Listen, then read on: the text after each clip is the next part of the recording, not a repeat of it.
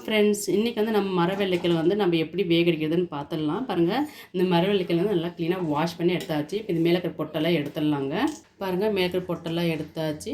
க்ளீனாக வாஷ் பண்ணிவிட்டு இது மாதிரி சின்ன சின்ன துண்டுகளாக கட் பண்ணி எடுத்து வச்சுக்கலாங்க.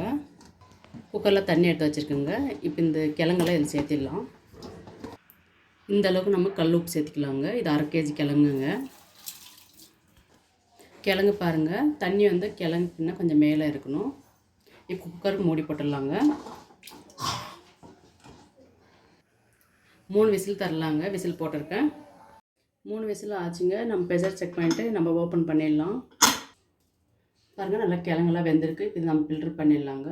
மரவள்ளிக்கிழங்கு வேக விட்டு எடுத்துருக்குங்க. ரொம்பவே சூப்பராக டேஸ்ட்டாக இருக்குது. அது கூட வந்து சர்க்கரை வச்சுருக்கேன். அதை தொட்டு சாப்பிட்லாம். உங்கள்கிட்ட நாட்டு சர்க்கரை இருந்தாலும் ஓகே, வச்சு சாப்பிட்லாம். ரொம்பவே சூப்பராக டேஸ்ட்டாக இருக்குங்க. எங்கேயாவது பார்த்தாங்க கண்டிப்பாக மிஸ் பண்ணாமல் வாங்கிட்டு இது மாதிரி சமைச்சு தாங்க. பசங்களுக்கு விரும்பி சாப்பிடுவாங்க. இந்த டிஷ் உங்களுக்கு பிடித்திருந்தால் லைக் பண்ணுங்கள், ஷேர் பண்ணுங்கள், கமெண்ட் பண்ணுங்கள், சப்ஸ்கிரைப் பண்ணுங்கள், பக்கத்தில் அமர்த்திக்கோங்க. ஓகே ஃப்ரெண்ட்ஸ், பாய்.